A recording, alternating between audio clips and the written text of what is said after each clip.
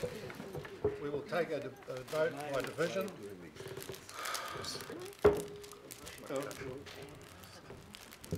Where is Arthur?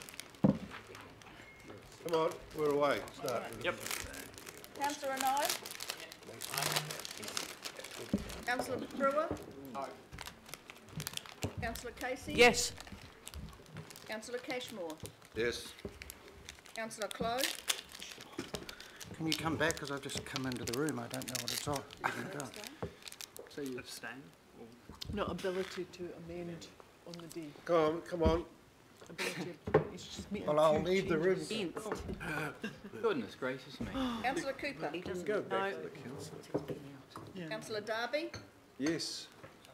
Councillor Filipina? Aye. Councillor Fletcher? No. Deputy Mayor Hulse? Aye. Councillor Crum? Against. Councillor Lee? Aye. Member Namane? Aye. Councillor Penrose? No. Councillor Quacks? No. Councillor Stewart? No. Councillor Sir John Walker? No. Councillor Wayne Walker? Yes. Councillor Watson? Yes. Councillor Webster? No. Member Wilcox? Yes. Chair? Yes. Asking about that I didn't get a copy. 12 carried and 9 lost. Okay, that's carried then. So now we go to the motion. Can you bring your hands, Councillor Walker?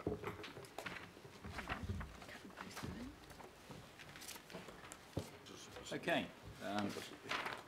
Councillors, you've heard from one of the local board members, you've heard from Barry Coates, and you understand the process. I guess what we don't have at this point is a report from officers around the issue, but we do know that there is a high probability that local government will be affected. We know that overseas, where we've got similar agreements such as NAFTA, that local government is affected to a very large degree and affected financially. I've got a particular concern in that areas that I've had some responsibility in this council around climate change and issues to do with the environment will certainly be affected. So businesses and our council wanting, for example, to reduce emissions, to encourage efficiencies in energy or the like, could be significantly affected. That's just one example, but there will be multiple examples across council and also the local board. So what you've got before you is effectively a resolution asking the government to release the text so that we're in a position where we can be engaged with government and also consult with the people that we represent. And what could be wrong with that? I would have thought it was sensible and common sense. So I'll look for your support. Thank you. Any other speakers? Councillor Cooper. Thank you, Mr. Chairman. I won't be supporting these resolutions. I think we spend far too much time in this council dealing with issues that are not about the governance of Auckland. We spend hours and hours where we should be getting on with the job we're elected to do. And Councillor Walker said that there was no officer report. Well, that sums it all up. The reason we don't have an officer's report because it's not part of our brief as council. And Mr. Kimpton said he wouldn't be working in that space. So it's pretty clear that this is not our role. We will be getting an overview of this. We will have an opportunity to look at it. But if we go demanding things right now, we could undermine the whole process. And if people think that doing this is going to stop it and there's some urgency because this resolution will stop the TPPA, well, they're really mistaken. So I'd rather that we spent our time working on the things that are in our long-term plan and in our Auckland plan. Thank you, Mr. Chairman. Thank you. Councillor John Watson. Thank you, Mr. Chair. I can remember when they were setting up the super city, there was a degree of speculation amongst some of the political commentators as to the prospect that the new Auckland Council might develop into a political powerhouse that might even challenge in some ways the national government. I don't think they really had much to worry about, given by some of the comments that are being made here today, because this notice of motion is really just a logical follow-up to a resolution that was passed in the last council back in 9th of December 2012. And if you read that motion, it was concerned both with expressing support for any benefits that might accrue to Auckland and New Zealand, but also balancing that with articulating a degree of concern, and that was, you know, entirely reasonable given the lack of detail that was available then and indeed has plagued this whole process. And I should add, Mr. Chair, that that was something that was then picked up on by other councils throughout New Zealand. So Auckland Council was something of a leader of that. And when I look through the documentation here, I don't see any reply to the letter that followed that resolution.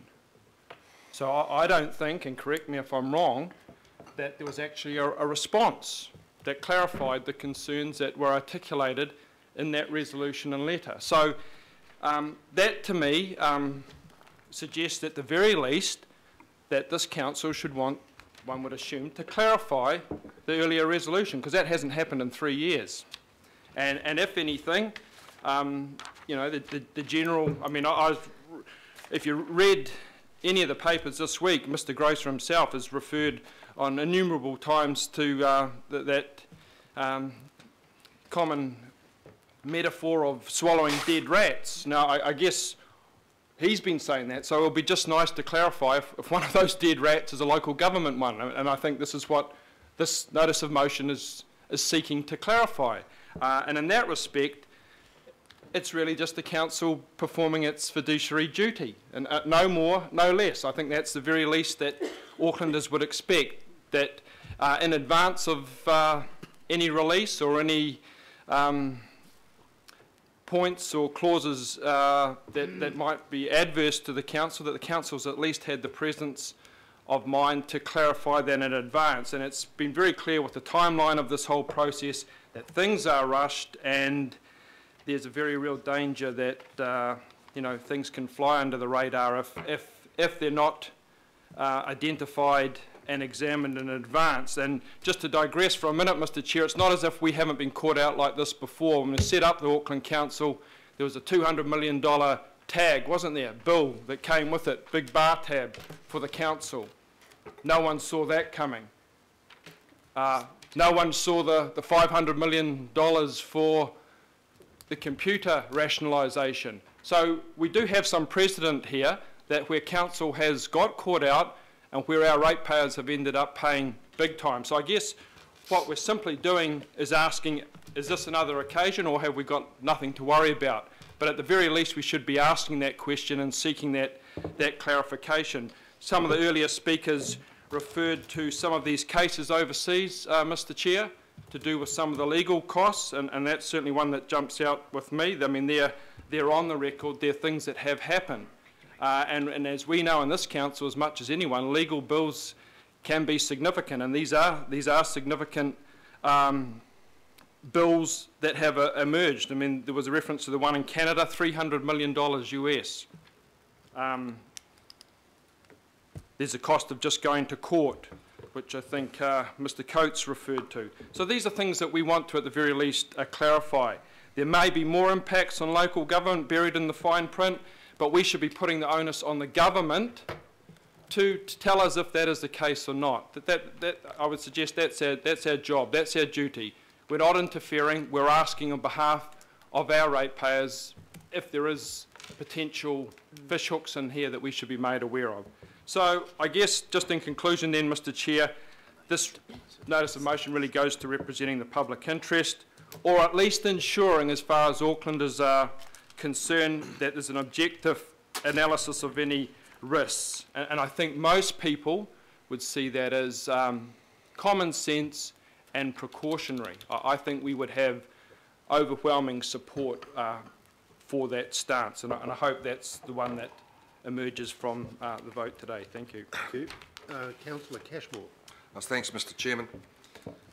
So it's been an emotive issue, and as Councillor Lee said, it's been a political issue for quite some period of time. New Zealand's been negotiating free trade agreements with varying nations for as long as I can remember. There were people who were against closer relationships with Australia, which must be over nearly 30 years old now, and it's been a success. And more recently, the free trade agreement with China was, there was people seeing ghosts in the cupboards there as well.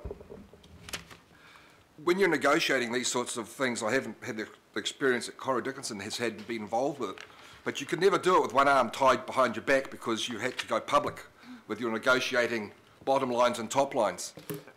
So over the next 60 days, we are going to see what are the results of the TPPA. There will be good and there will be bad, and the good has been emphasised so far. There will be some things that might not be so perfect for us, but one thing we've known about New Zealand is its ability to change and be flight of foot. Small country at the bottom of the world, we have to export to survive, we have to trade to lift our standard of livings and to embrace our growing population. So TPPA will be part of the ongoing movement for opening up of world trade, of globalisation. The National Interest Assessment will give some factual parameters for this agreement. There will be some predetermined position taking, but that is not helpful until you have the relevant and actual factual information. The resolution that was passed at the last council, last term, does that enforce that this council, current, is obliged to follow those actions? Maybe, maybe not. The vote we're about to take will probably enforce that. But there's nothing to be afraid of in free trade. And New Zealand does box above its weight, and it is nimble. And let's just see what we learn more when the fine print of this agreement is put before us over the coming months. Thank you. Councillor Penrose. Yeah, thanks, Mr. Chair. And I didn't support the TTP in 2012, and I won't be supporting it today. We've spent 2 hours so far on two items that are more relevant to central government than they are to local government. And, we're often reminded rates, roads, rubbish, footpaths and community wellbeing is what we should be focusing on. And that's what's in the rest of this agenda today that we'll probably sit here long in the afternoon trying to get through. There's been comments made in regards to computer systems, $500 million in computer systems. I was well aware of that cost that was coming towards us. In my previous life as the Mayor of Papakura, knowing full well that it was going to cost us millions of dollars to refurbish our software. And it's absolutely fundamental and critical because that's going to deliver savings and efficiencies to this organisation that's going to deliver the rates, roads, rubbish and footpaths that's fundamental and critical to what council's all about. Yeah. Again, we've spent 2 hours, and in particular on this particular subject, an hour, where it's central government. 2 years' time is the time when you can make a decision on the TTP. In 2 years' time. And vote for what party you want to vote for. Yeah. I'll leave it at that, Mr. Chair, it's been said. Thank you. Member Namani.